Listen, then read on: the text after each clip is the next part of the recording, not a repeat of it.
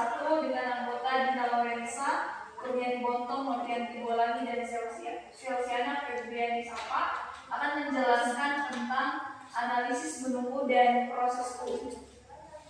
Masalah yang kami angkat yaitu events-nya, yaitu pembubaran kebaktian umat Kristen di Padang. Patterns of behavior-nya yaitu tren mayoritarisme, di mana tren ini bisa terjadi karena mereka menganggap bahwa di dalam kelompok masyarakat tersebut hanya mereka yang patut untuk hidup atau ada dalam kelompok tersebut, dalam artian bahwa mereka tidak ingin hidup berdampingan dengan orang lain. Kemudian ada pengabaian pihak berwenang. Mengapa ada pengabaian pihak berwenang?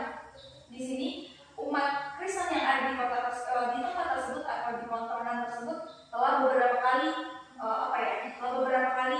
melapor kepada pihak yang berwenang, dalam hal ini kepolisian, tetapi pihak kepolisian menganggap hal itu seperti hal yang biasa, tidak ada tindakan tegas yang dari pihak berwenang, sehingga orang-orang mayoritas di tempat itu merasa bahwa hal itu hal yang biasa, jadi mereka tidak mementingkan umat-umat yang lain. Kemudian ada sistem strukturnya ya. Pertama, kelompok yang tidak moderat. Kelompok yang tidak moderat ini mereka berada di dalam kelompok yang tidak moderat atau tidak menghargai orang-orang yang berada di sekitar mereka. Kemudian ada pendidikan agama yang kurang memperkuat keberagamaan, di mana pendidikan agama yang mereka dapatkan di sekolah-sekolah atau di lingkungan gereja yang mereka tempati atau tempat ibadah yang lain itu tidak mereka pahami dengan baik, hanya sebagai rutinitas, dan mereka tidak menyampaikan itu atau melakukan itu dengan tindakan nyata. Kemudian ada mental model. Kami memiliki dua. Yang pertama mayoritarisme. Mayoritarisme seperti yang tadi saya jelaskan bahwa mereka menganggap bahwa hanya mereka yang patut berada dalam sebuah masyarakat. Berarti tidak ada penghargaan kepada orang-orang lain. Kemudian ada pemerintah takut untuk didemo. Mereka takut untuk didemo karena adanya isu mayoritarisme, di mana ketika kalau misalnya dia mau demo, pasti dia takut banyak sekali yang mau demo saya, jadi dia takut untuk didemo. Kemudian rankingnya yaitu kami menawarkan satu, yaitu memberikan edukasi kepada kelompok orang yang bersikap mayoritarisme. Edukasi ini bisa berupa baik itu di media sosial, baik itu secara langsung lewat pertemuan-pertemuan di masyarakat maupun di sekolah-sekolah. Kemudian ada redesigning, yaitu mengadakan sosialisasi kepada masyarakat. Di sini baik itu pemerintah maupun tokoh-tokoh agama dapat mensosialisasikan tentang pentingnya untuk hidup berdampingan dengan orang lain. Kemudian di reframing, mengadakan kegiatan gotong royong. Untuk kegiatan gotong royong ini bisa dilaksanakan dalam beberapa kegiatan, misalnya makan bersama.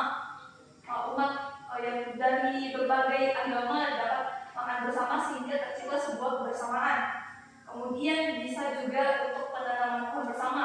Di situ mereka bersinergi bersama-sama untuk menciptakan sebuah kesatuan, sehingga mereka tidak terkotak-kotak lagi bahwa saya agama ini, saya agama ini, saya agama ini. Kemudian di reacting atau kebiasaan baru, pembiasaan untuk hidup bersama atau hidup berdampingan dengan orang lain. Oleh karena itu, di reacting ini untuk mengatasi masalah yang ada di sini perlu untuk pembiasaan dalam masyarakat untuk hidup berdampingan dengan orang lain. Dalam arti bahwa kita hidup di masyarakat bukan berarti hanya kita yang ada dalam masyarakat tersebut. Karena negara kita adalah negara yang multicultural, multi budaya, bahkan multi agama. Oleh karena itu perlu untuk membiasakan hidup bersama dengan orang lain. Sekian presentasi kami teman-teman. Adakah yang kurang jelas atau bagaimana? Atau sudah dipahami dengan baik? Sudah. Kalau saya sedikit bertanya, tapi silakan. Ini kan pembubaran kebaktian umat Kristen di Padang. Kira-kira kebaktiannya itu di gereja atau di tempat lain?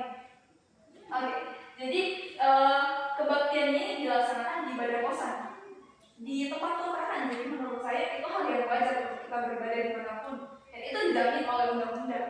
Jadi tidak ada alasan bahwa ketika kita beribadah di rumah ibadah atau di tempat-tempat kontrakan atau rumah itu menjadi masalah. Lalu bagaimana dengan umat yang beragama di agama lain yang mereka sholat pun biasa di rumah kan? Kalau sholat lima waktu, tapi kita tidak pergi untuk menghalangi mereka, jangan beribadah di situ. Oleh karena itu perlu untuk berdampingan, perlu untuk berada di tengah-tengah. Sudah jelas kan?